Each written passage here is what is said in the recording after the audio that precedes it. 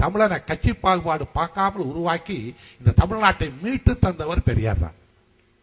தமிழ்நாட்டை மீட்டு தந்தவர் பெரியார். பெயர் வைத்தது அண்ணா. தமிழ்நாட்டை இந்த ஆதிக்க சக்திகளிடமிருந்து மீட்டது. இந்தியாவுக்கு சுதந்திரம் வாங்கினார்கள், அதிலே நம்மை அடிமையாக்கினார்கள்.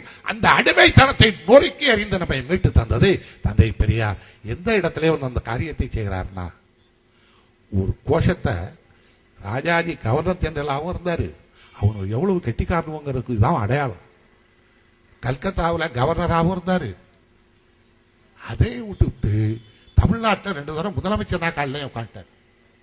அப்பத்தான் பெரியார் பார்த்தார், டேய் இவனு குடுமையையும் பிடிச்சுக்கிறானுவா, காலையும் பிடிச்சுக்கிறானுவா, இதுக்கு ஒரு வழி பண்ணல, இனிமே இந்த ஜனங்களை காப்பாற்ற முடியாதுன்ட்டு அப்பத்தான் ஒரு கோஷத்தை இந்த நாட்டில் சொன்னார்.